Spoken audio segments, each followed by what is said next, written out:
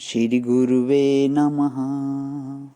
अखंडानंदबोधाय शिष्यसंतापहारिणे सच्चिदानंदरूपाय रामाय श्री गुरुवे नमः। ओम शांति शांति शांति। प्रणाम भगवान। मांडुक्य कार्य का प्रवचन स्वामी श्री अखंडानंद सरस्वती जी महाराज का दिव्य ग्रंथ, जिसमें भगवान हमारा प्रस्तावना चल रहा है पेज नंबर 16 से। तो स्वामी जी आज बता रहे हैं कि तो नारायण ईश्वर को ढूंढने का यह तरीका नहीं है। यही बात आदमी यदि अपने आप चाहे कि हम शास्त्र पढ़कर ढूंढ लेंगे तो यह बात नहीं मिलती है। इसके लिए तत्विज्ञानार्थम स गुरुम एव अभिगच्छेत समित पाणी ही श्रोत्रियम ब्रह्मनिष्ठम मुंडक का 1-2-12। अर्थात उसका विज्ञान प्राप्त करने के लिए श्रोत्रिय ब्रह्मनिष्ठ शांत सतगुरु की शरण में जाएं। तो सदगुरु जो है वह यह कहता है कि देखो, तुम्हारे हृदय में एक प्रज्ञान है। इनेच्छते ऋणोतिदतम जिघ्नति व्याकरोति च स्वादु अस्वादु विजानाति तत्प्रज्ञान मुद्रा हृतम।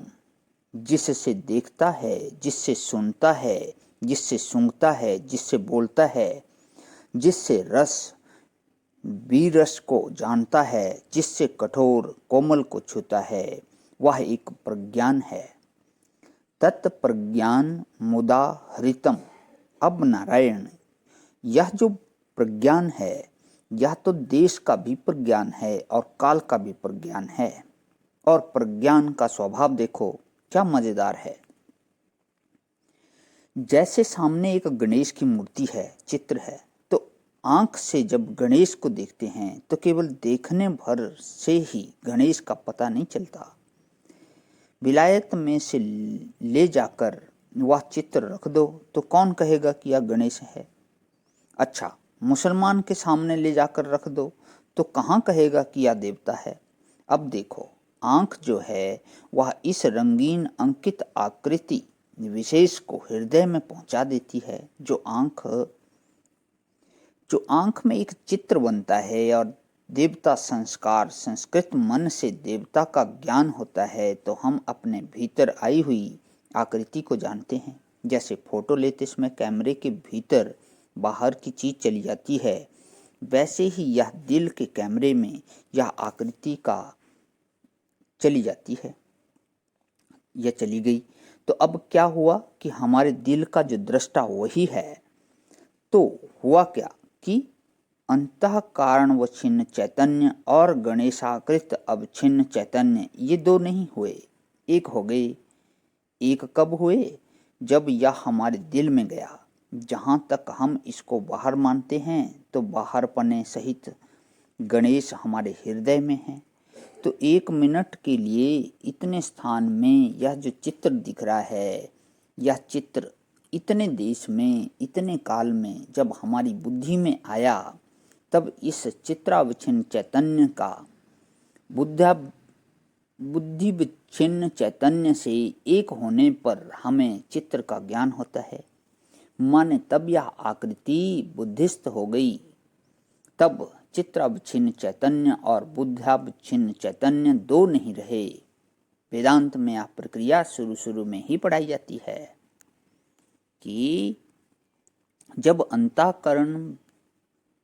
अंतःकरणावच्छिन्न चैतन्य वृत्ति रूप नाली में आरूढ़ होकर विषय रूप क्यारी में जाता है और अंतःकरणावच्छिन्न चैतन्य और घटावच्छिन्न चैतन्य दोनों जब एक हो जाते हैं तब घट का ज्ञान होता है। अतः दोनों एक हुए बिना किसी वस्तु का ज्ञान नहीं होता। जब तक दोनों एक नहीं होंगे तब तक किसी भी वस्तु का ज्ञान नहीं हो सकता। नारायण अब देखो, यह संसार का ज्ञान हमको हो रहा है, सो भी क्या हो रहा है। आप समझो कि मकान की दीवार के उस पार जो है वह तो हमारे मन में ही है। अरे, इंद्रियां तो थोड़ा बहुत बाहर का देखकर उनका फोटो लेती हैं। उसमें भी बहुत सारा फोटो पहले का लिए हुए रखा है। और जब हम मकान के बाहर की किसी वस्तु की कल्पना करते हैं तो वह भीतर ही दिखती है। यह नहीं समझना कि हमारी आंख उस वस्तु को देख कर आती है और बाहर जाकर भी देखते हैं तब भी वह आंख के रास्ते भीतर जाकर ही दिखती है।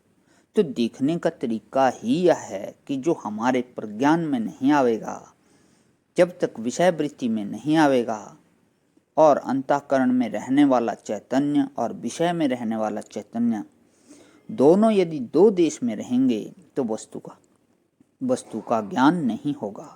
जिस देश में अंतःकरण है उसी देश में विद्यमान विषय का ज्ञान होता है। बहिर्देश में विद्यमान विषय का ज्ञान होता ही नहीं नारायण।